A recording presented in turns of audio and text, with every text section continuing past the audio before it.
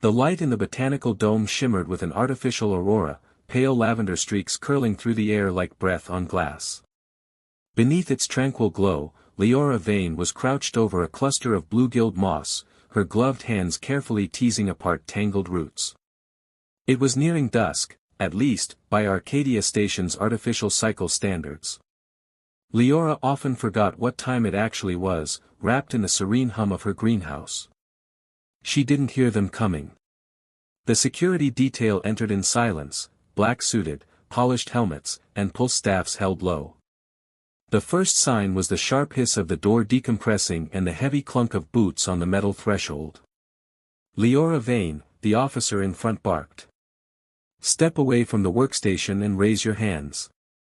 She froze. The moss slipped from her tweezers, falling onto the sterile soil bed. Her breath caught in her throat, and for one awful second she wondered if this was about the fertilizer anomaly she hadn't reported last cycle. But no, it wouldn't be security for that. Not with drawn weapons. She slowly stood, fingers trembling as she lifted her arms. Her voice came out dry. "There must be some mistake. You are under arrest for planetary sabotage and the deaths of Envoy Tassin and his diplomatic retinue," the officer said flatly. "You have the right to silence. Do you wish to exercise it?" What?" she breathed. "No, I mean yes, wait, I didn't do anything." They didn't respond. One officer stepped forward and bound her wrists with a pair of magnet cuffs, the blue light locking her hands together in front of her. She flinched when they clicked around her wrists, the shock of cold metal biting her skin. Her mind spiraled. Sabotage. Tassin. The Envoy shuttle. She barely noticed the stares of her fellow researchers as she was marched through the dome. Her colleagues, people she'd worked beside for 7 years, stared as though they were seeing her for the first time. Some whispered. A few turned away entirely. But no one spoke in her defense. No one even asked why. The holding cell on level 9 was narrow and pulsing with ambient scans. It smelled like sterilizer and panic. Leora sat in silence, her knees drawn up to her chest, eyes closed. She had been fingerprinted, scanned, questioned, barely. Her only interaction with a real person since the arrest had been with a monotone intake officer who'd refused to answer her questions. But she knew what they thought. She knew what the media would say. The Envoy's shuttle had exploded on re-entry into Arcadia Station's atmosphere, just one day after Leora had submitted a controversial research file on aggressive moss behavior and chemical triggers that could become volatile under low-gravity influence. The file had been classified immediately. Leora had dismissed it as protocol. Now it felt like a trap. The door hissed open with a low warning chime, and a man stepped into the room. He was tall, with pale bronze skin and a lean, sharp-jawed face. His hair, dark and slightly disheveled, looked as though he'd been caught in the wind on his way in, impossible, considering Arcadia had no weather. He wore a matte gray advocacy uniform, the emblem of neutral defense glowing faintly at his breast. "I'm Kalen de Yas," he said, pulling up a stool and a holopad. "You're assigned defense advocate." She looked at him without responding. "I need you to speak to me, Ms. Vane," he said more gently. "You've been accused of a serious planetary crime. But I'm here to represent your defense. I can't do that if I don't know the truth." Her voice cracked on the first syllable. "I didn't do it." Kalen nodded, tapping something on his pad. "Tell me where you were the morning of the shuttle explosion." "In the hydro labs. I logged in at 5:12 hours. My retinal scan will confirm it." "Already reviewed," he said. "They say the moss you were working with had genetically reactive compounds capable of volatile ignition under atmosphere compression." Leora's mouth fell open. "That's partially true. It's theoretical. We've never weaponized it, not even in test environments." "But you submitted an encrypted file the day before, marked urgent." "I found an anomaly in the strain we've been breeding, abnormal expansion behavior." It could destabilize containment tanks. I flagged it so the team would halt spore exportation to off-world farms. Kalen's eyes flicked back and forth across the data streaming on his holopad.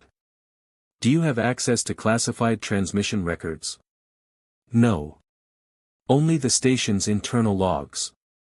Then how did an encrypted version of your report reach the Tassin diplomatic shuttle 6 hours before takeoff? Leora shook her head. That doesn't make sense. I never sent anything beyond the station. Somebody did. And it's now being treated as a hostile act. The authorities believe you planted the moss sample on the shuttle. She slumped back against the wall, vision swimming. I have a son, she murmured. Jalen. He's 17. I need to contact him. I'm aware, Kalen said. He's already been questioned, but not charged. He's currently being monitored in the civilian education sector. Leora's heart clenched. Was he harmed? No. But they're watching him. I have to see him. Kalen closed the holopad. Right now, your priority is your own defense. If you're innocent, we'll need to find out who really sent that file and how they accessed your data. She stared at him. Why do you believe me? His jaw tensed. Because the last time I didn't believe a client, she died in custody. And the evidence later proved she was innocent. Silence stretched between them like taut string. Then he leaned forward, voice low. Someone wanted you to be the fall, he said. That means they were counting on you not fighting back. Let's not give them what they want. 3 days passed in a blur of interrogations, surveillance sweeps, and legal red tape. Her appeal for a public hearing was denied. Her name had already been leaked to the press. One headline read, "The Florist of Death, Botanist or Bioterrorist." She stopped reading after that. In the silence of her cell, she thought of Jalen. Of the last thing he said before they parted, "I'll be fine, Mom. You worry too much." He had just been selected for the apprentice program in audio engineering. Bright, focused, and fiercely private, Jalen never liked her drawing attention to him. She wondered if he blamed her now. When Kalen returned on the 4th day, his face was more tense than usual. "There's something you need to see." He activated a projection unit on the table. Static danced across the screen before an image sharpened, a surveillance recording from the cargo port. Leora's heart stuttered. There, in grainy footage, was Jalen, backpack slung over one shoulder, walking toward the secured bay gate. The timestamp placed it 6 hours before the diplomatic shuttle's departure. "What is this?" she whispered. Kalen didn't answer at first. He didn't scan in. He wasn't logged as entering. Someone masked his access. He wouldn't, her voice broke. He's just a boy. He doesn't even care about politics. I didn't say he did it. But someone used him, maybe to pass along your file unknowingly. Did he have access to your terminal? She shook her head slowly. No. But he has a talent for bypassing security. He's always messing with comms. I used to joke he could hack my research console in his sleep. Kalen's voice was gentle. And if someone pressured him? Bribed him? Threatened him? Leora closed her eyes. Her throat tightened. I have to speak to him. I'm trying, he said. But the tribunal will be convening in 2 days. We may not get access before then. She looked at him, her eyes brimming. I'm afraid they'll hurt him. Kalen's gaze softened. He leaned forward, his hand brushing hers where it lay cold and still on the table. I won't let that happen. The touch startled her. Not just because it was the first comfort she'd received in days, but because something in his voice sounded like he meant it. More than just a defense advocate's obligation. Something personal. That night, Leora was pulled from her cell without warning. A civilian authorization had been granted for one monitored video call. When the screen lit up, Jalen's face appeared. Pale, frightened, defiant. "Mom," he whispered. "I'm sorry." "No," she said quickly. "Don't say that. You didn't do anything." "I did something," he said. "I thought I was helping someone. I didn't know what they were going to use it for." Leora's stomach dropped. "What did you give them?" "An access key. They said it was for a station leak. They said lives were at risk. I used your terminal to pull a flagged file. I thought it was containment instructions for the Moss anomaly." "Jalen," she said gently, "who gave it to you?" He hesitated. "I didn't get a name. Just a voice. Female. Synthetic accent, maybe. She called herself Eris." The name meant nothing to Leora. But behind her, she saw Kalen watching intently through the glass. He mouthed the word again, Eris, like it unlocked something in his memory. "I'm going to fix this," Jalen said suddenly. "I have a copy of the original data log. I encrypted it before I uploaded it to her port. I thought I was being clever." "Where is it?" "In my audio gear," he said. "My old phase board unit. The one you told me to throw out." "I'll make sure they get it," Kalen said, stepping in as the guards approached to end the call. The screen cut to black. Leora sat in the chair, the silence pressing in around her. She turned to Kalen. "If they find out Jalen helped, even unknowingly, they'll charge him. Then we make sure the truth comes out first," he said. "You really think we can win this?" He didn't answer right away. But he took her hand again, just for a second. "Yes," he said finally. "And we start tomorrow." Kalen Diaz hated the way light bent on Arcadia Station. Nothing was ever as sharp or real as it should be. Light scattered strangely through its artificial atmosphere domes, painting people in soft halos that didn't belong to them. Like mercy made of optics. That night, the station's residential quarter was unusually quiet.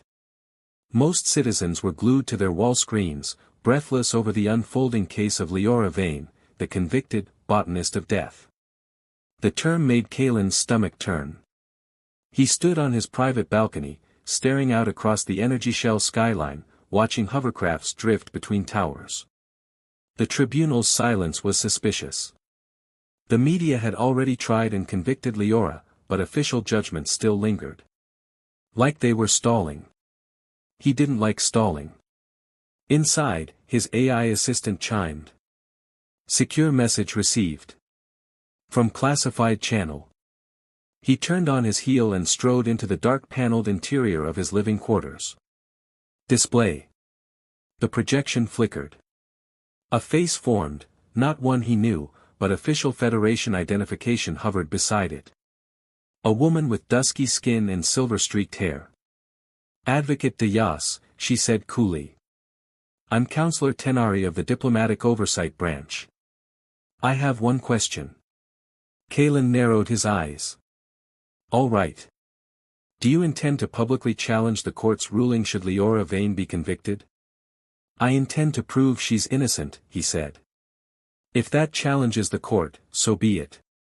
Counselor Tenari's expression didn't shift. "Then be advised. This case is larger than it appears. If you dig too deep, you won't like what you uncover." The message ended before he could respond. The screen cut to black. 2 hours later, Kalen was at the archive repository on sublevel 14, where station logs, maintenance records, and subroutine data were kept under rotating encryption. Gaining access wasn't easy. But he had a favor to call in. "Did you bring the audio sample?" said Neris, a black market archivist and former colleague. Kalen nodded and placed the small chip on the table. "Pulled from a civilian surveillance camera. I need to cross-reference voice patterns." The name she gave was Eris. Neris slid the chip into her reader, eyes flickering with data feed input. "You want to ID her?" "I want to know if she's ever appeared in the station logs. Or anywhere Federation adjacent." Neris frowned as the waveforms began to populate the screen. Kaylin leaned forward. What? Something's weird, she muttered. This voice, it's synthetic. But not commercial. It's been coded through at least 3 dialect overlays. One of them's Tamari origin, I think. Tamari? Kaylin repeated. That sector doesn't export voice AI. Exactly. Which means someone wanted this voice to seem foreign, but not too foreign. Just alien enough to confuse detection systems. Can you trace it? Neris laughed, low and humorless. I can try. But whoever coded this wasn't just hiding. They were planting a decoy. Kaylin watched the sound signature roll across the screen. It looked familiar. Like a pattern he'd seen somewhere, something his subconscious was trying to drag to the surface. Run it against any restricted logs, he said. Diplomatic cargo manifests.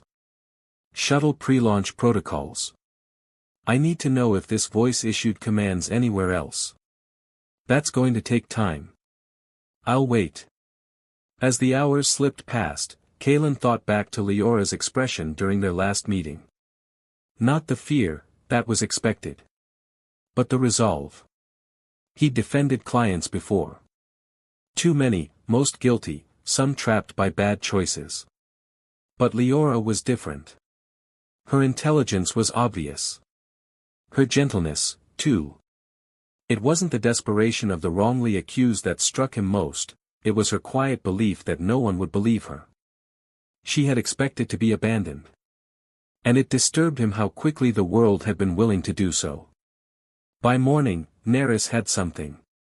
Got a hit, she said, eyes bright with tension. Your Eris voice matches a security override issued 2 cycles ago in the West Hangar Bay, near diplomatic cargo. It's buried under a triple admin passcode, but I got in. She spun the screen toward him. An authorization log appeared, Shuttle A-17/Diplomatic Cargo Reassignment/Eris Voice Protocol. Kaylin's eyes scanned the details. The reassignment listed a new cargo intake unit, Spore Sample 12V, marked with Leora's credentials. Forged, he muttered. Definitely. The signature looks like hers, but there's timing drift. Whoever did this accessed her terminal while she was on the floor in public view. They needed someone with real research credentials, Kaylin said. Someone whose data wouldn't be questioned. Someone like Leora Vane. He closed the file and stood. Send me everything. This goes into evidence. Neris raised a brow. You're going to take this to tribunal? I don't have a choice. Then you better prepare for fallout, she said. This kind of forgery. It's above rogue agent level. It's institutional. At the tribunal chambers, Kaylin paced outside the hearing doors. His robe hung uncomfortably on his shoulders. He didn't like the air here, filtered, sterile, too polished. Leora was already inside. She had requested to speak before the magistrates, not to plead, but to testify. That alone had stirred attention. The doors opened. The aide stepped out. Advocate Dias. You may enter. He found her standing on the central disc, surrounded by seated magistrates, 10 species in all, varying forms of humanoid, crystalline, aquatic, and aerial morphology. Their attention was fixed on her. She turned as he entered, her eyes locking on his. She looked calm. Braver than he felt. Advocate, the presiding voice said, low and resonant, from a crystalline elder known as Therishen. You wish to submit additional evidence? Yes, Kaylin said, stepping forward. We've uncovered a false authorization, attributed to Leora Vane. It links her credentials to the explosive Spore manifest. He transferred the packet. The file projected into the air, code strings, voice overlays, and timing discrepancies lighting up around them. This proves Leora did not send the file herself, he said. Her terminal was accessed while she was on record working in Lab Sector 3, with multiple witnesses present. The tribunal members murmured. The crystalline one shimmered. But if she did not send the spore, then who did? We're still tracing the voice pattern that initiated the reassignment. It was masked behind a name, Eris. The name echoed faintly in the chamber. Do you have a suspect? Therishen asked. Not yet, Kalen admitted. But we know this wasn't an accident or a spontaneous act. It was carefully orchestrated, and it used Ms. Vane as a scapegoat. Another magistrate spoke, this one aquatic, her words bubbling through a translation orb. Why her? Kalen paused. Because she had the perfect profile. A civilian scientist with access to dangerous research but no political ties. A mother. A woman with no history of activism. She was forgettable. And that made her convenient. Silence followed. Then Therishen spoke again. We will recess and review the evidence. The final phase of the hearing will proceed in one cycle. They were dismissed. Outside, Leora walked beside Kalen in silence. He didn't speak at first, unsure of what she needed. But as they reached a quieter corridor, she turned to him. Thank you. You don't need to thank me. You're innocent. That doesn't always matter, she said softly. Her eyes searched his. You've done more than you had to. He shook his head. I didn't do enough. I should have caught this earlier. She took a step closer. You believed me when no one else did, she said. Even when the evidence said otherwise. He swallowed. I trusted your eyes more than the records. Something flickered between them. He hadn't meant to say it like that. But it hung in the air, soft and real. I haven't felt safe in days, she whispered. But when you're in the room. She stopped herself, lowering her eyes. Sorry. He reached out, gently touching her arm. You're not the only one who feels it. She looked up at him. And the air between them felt real for the first time, no artificial haze, no tribunal tension. Just two people standing in a corridor neither wanted to leave. He wanted to kiss her. But he didn't. Not yet. Tomorrow, he said, voice hoarse. We clear your name. Then I'll tell you what I really want to say. Leora nodded, her voice barely audible. I'll be waiting. Jalen Vane had always been good at disappearing. In a station built on surveillance, being unseen was a skill few teenagers ever needed, but Jalen had perfected it. Not out of mischief. Not even to rebel. He did it because there were too many eyes, too many adults pretending to care, too many systems that acted like knowing meant understanding. They didn't. And now that skill, the gift of vanishing between cameras and into static, was the only reason he wasn't already in containment. He sat hunched behind a ventilation shaft 2 levels above the education sector's maintenance loop. It was the middle of sleep cycle. Lights low. Systems purring. He played back the audio file for the 100th time. You're doing a public service, Jalen. Just copy the flagged report from your mother's logs and forward it to this channel. That's all. No one gets hurt. And no one finds out.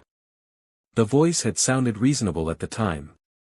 Synthetic, yes, but calm. Clean.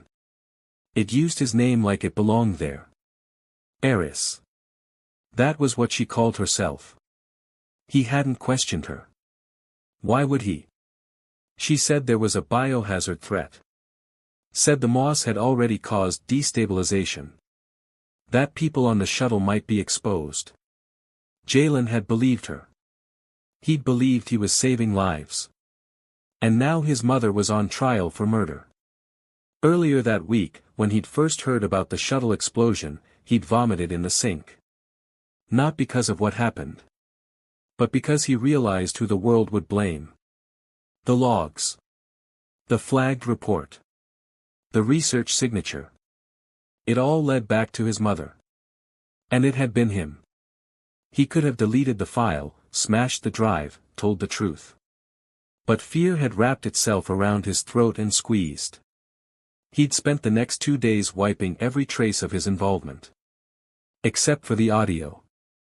A copy he'd encrypted and buried in the frequency shadow of his old phase board, just in case. But hiding had its limits. Now the tribunal was closing in, and Jalen knew he only had one option left. He had to give the file to someone who could use it. Someone who'd take him seriously. Someone like Mira Tezsan. He met her just before morning cycle, in the industrial garden attached to the filtration towers. A strange, silent place, half metal, half leaves. Mira leaned against a steel column, visor tilted over her eyes, data gauntlet on her arm flickering with live capture feeds. "You're late," she said without looking up. "I'm risking arrest for this," Jalen snapped. "You're lucky I came at all." Mira raised an eyebrow and looked at him for the first time. She wasn't much older than him, 25, maybe, but carried herself like someone who'd seen real things. Not just news feeds. Real loss. Real danger. She studied him like a puzzle, then nodded once. "Let's hear it." He pulled the phase board from his bag. Dusty. Scratched. The power cell blinked red. "It's in here," he said. "Encrypted on a shadow channel." Mira took it, connected it to her gauntlet, and let the file transfer begin. As it downloaded, her brow furrowed. "This is a direct voice overlay transmission," she muttered. "Eris?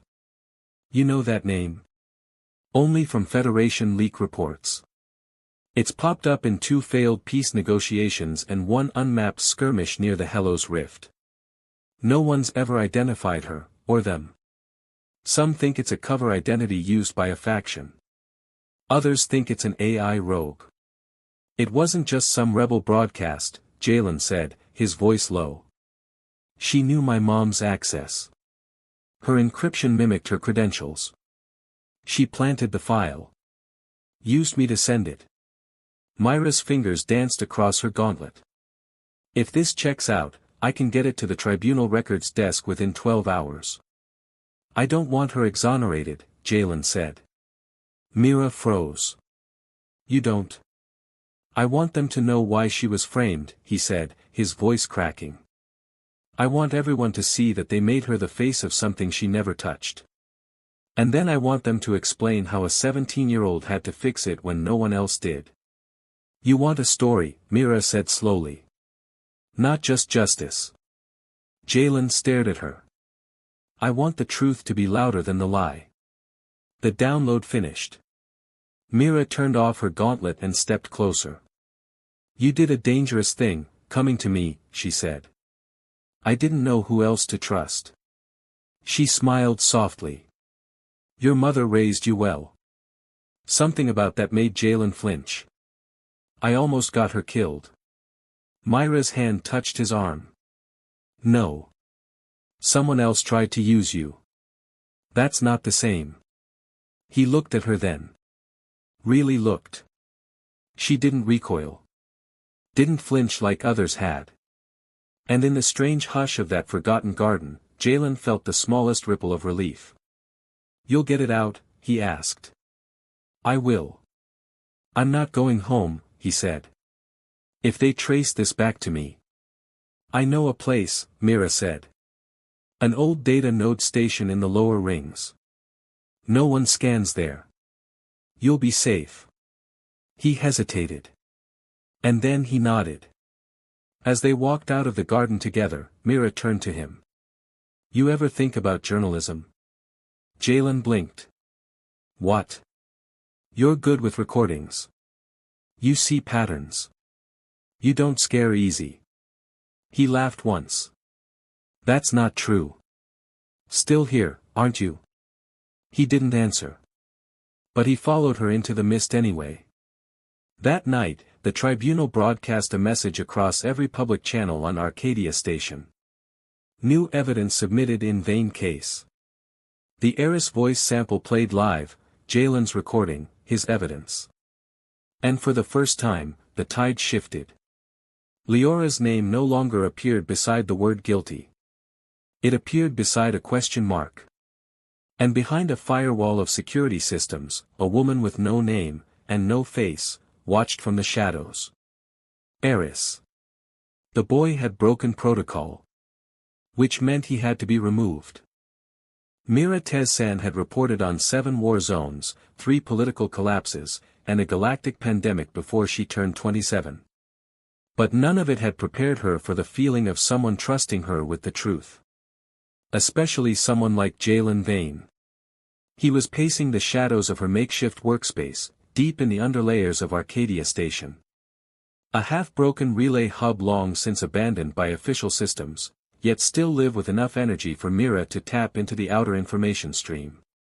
It was her Eden, a rusting, humming hideout where data flowed like rain. Jalen wasn't handling the weight well. His arms were folded. His jaw tight. His expression locked in that fierce way Mira recognized, the guilt-ridden righteousness of someone too young to carry what he was carrying. But she didn't interrupt him. Instead, she sat cross-legged on the floor, patching the last of her security mask into her gauntlet. The file transfer from earlier had already gone viral. The tribunal had suspended Leora Vane's verdict until a full investigation into the Eris file was completed. It wasn't vindication, yet. But it was breathing room. And breathing room could change everything. "You don't have to hover," she said softly. Jalen stopped pacing.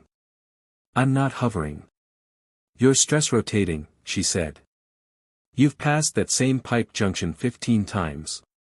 He blinked. "I don't even realize I'm doing it." She offered him a small smile. "Maybe I'm rubbing off on you. I do that when I'm coding." He looked at her.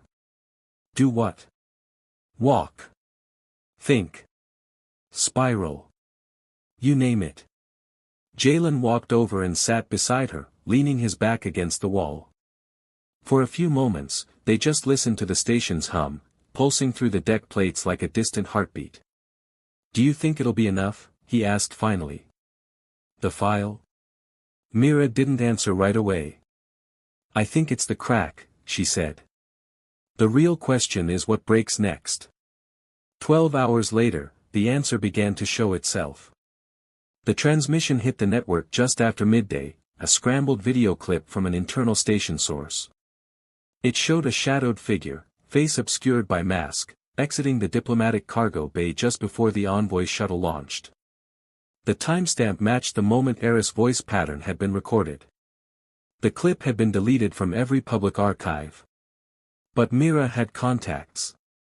Pulled it from an old drone's memory cache, her source had said. Dead unit. But it never wiped. Now, Mira projected the image across her workspace wall. Jalen watched in stunned silence. "That's not a technician," he murmured. "No," Mira said. "That's military-grade infiltration. The way they move. The gear. The body language. And no ID," he said. "Just like her voice. All ghosted." Mira nodded. "Eris is more than a person. She's a project." Jalen frowned. "You think this is a Federation operation? Not sanctioned. But possibly embedded." Mira stood, pulling her coat tighter. "Which means this was political. Not personal." Jalen's voice was low. "So they didn't even care who my mom was. She was just a convenient name." Mira turned. The pain in his face was sharp. "Jalen. I'm the one who gave them the file," he whispered. "If I hadn't." "You were manipulated," she said firmly. "They played you. That doesn't make it your fault." He shook his head. "It still feels like it." She walked toward him slowly, watching him closely. "Do you know why I left mainstream reporting?" she asked. "I had a lead once. Big one. Military drone strike covered up near Solaris Prime. I found the footage. I had it queued, verified. But I hesitated. I waited a day too long. What happened? They wiped the survivors. Killed the source. And the footage disappeared. Jalen's breath hitched. You blame yourself. I did. For a long time. She touched his shoulder gently. But the truth is, people like us, people who carry evidence, we don't win by being perfect. We win by not giving up when we're imperfect. He looked at her then. Really looked. And in the dim light of the underground relay, Mira felt something shift. Not pity. Not shared guilt. But something slower. Deeper. Recognition. You're not who I thought you were, he said quietly. I'm not sure I am either, she whispered. She leaned in. And he didn't move away. Their kiss wasn't practiced. Wasn't flawless. It was soft, uncertain, like the beginning of something neither of them knew how to name. But it was real. And Mira hadn't felt real in a long time. The next day, the threat came. It wasn't loud. Just a voice message, dropped into Myra's private feed. Anonymous. Distorted. Familiar. You're too close, Ms. Tezsan. Drop it. Or next time, it's not the botanist we frame. It's the boy. Mira closed the feed. Her stomach clenched. They knew Jalen was with her. She didn't tell him. Not yet. Instead, she filed the threat into a locked directory and doubled the shielding on their workspace. But she also made a decision. It was time to go public. She published the exposé under her full name and credentials. A detailed timeline. The voice analysis. The clip. The protocol logs. All of it. She didn't point fingers directly. That would come later. But she made one thing clear. Leora Vane was innocent. And Eris was real. The post went viral within an hour. Station-side protests broke out within 3. By evening, Mira received a direct message from Kalen Diaz. We need to talk. It's time. They met in a low-orbit cafe dome, the kind built for privacy and lightless dinners. Jalen stayed behind, too dangerous for him to surface now. Kalen looked tired. But focused. You did well, he said. Did enough, Mira replied. The tribunal moved up the final presentation. They're ending it tomorrow. I know, Kalen said. And we have to be ready. She tilted her head. You really care about her, don't you? His expression didn't shift. I do. Mira nodded slowly. Then you'll need to protect her when she walks into that room. Kalen looked up, sharp. What do you mean? Mira slid her gauntlet across the table. Because they won't be the only ones watching her anymore. On the screen, security intel she hadn't yet published. Eris's signal had jumped systems. And it had embedded in one of the tribunal servers. They weren't done yet.